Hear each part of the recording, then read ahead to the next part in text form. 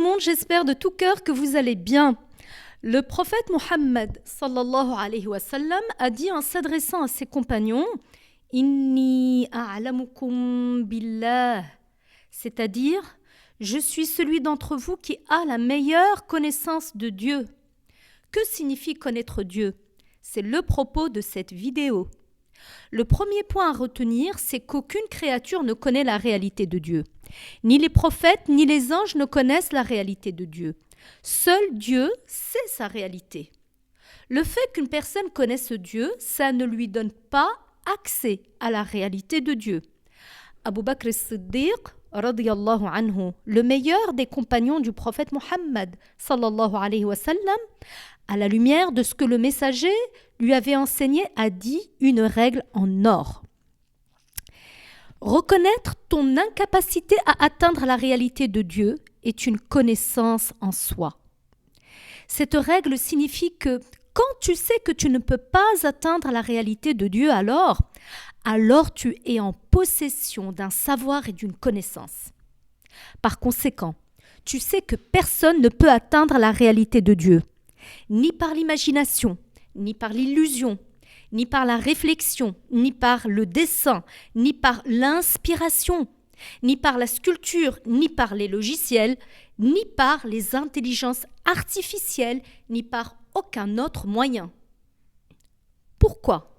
Parce que la réalité de Dieu, ce n'est pas un être qui a une forme et des dimensions. Quoi que tu imagines, ce n'est pas Dieu. Quoi que conçoit une intelligence artificielle, ce n'est pas Dieu. Comment a lieu alors la connaissance de Dieu? La connaissance de Dieu se réalise d'une part par l'apprentissage de ce qui doit être attribué à Dieu comme l'existence éternelle sans début.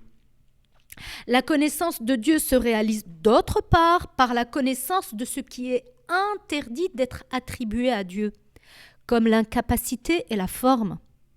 La connaissance de Dieu se réalise enfin par la connaissance de ce qui est possible au sujet de Dieu, comme le fait qu'il crée une chose ou qu'il en délaisse la création. En plus de l'existence éternelle sans début, que doit-on attribuer à Dieu? Les savants de l'islam ont répondu.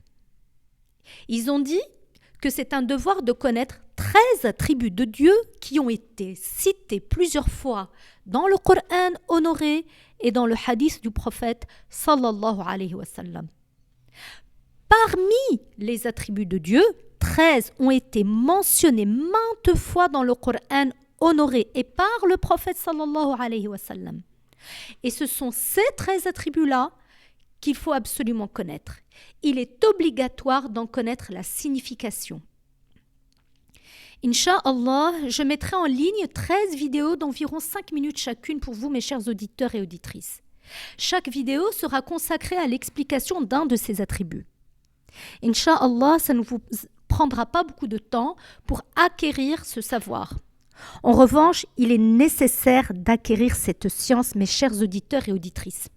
En effet, l'entrée au paradis est conditionnée par la connaissance de Dieu. D'entre les personnes responsables, seules celles qui auront acquis la connaissance de Dieu entreront au paradis. Les portes du paradis sont fermées à toute personne responsable qui n'a pas la connaissance de Dieu. La connaissance de Dieu et la connaissance des prophètes de Dieu est la clé du paradis. Cette connaissance est le meilleur des savoirs. Elle est la clé du bonheur éternel.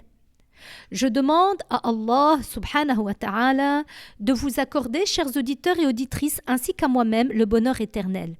Je vous donne rendez-vous sur cette chaîne très bientôt, Inch'Allah, pour cette série de vidéos. نحب الله تعالى الله وعز الله وجل الله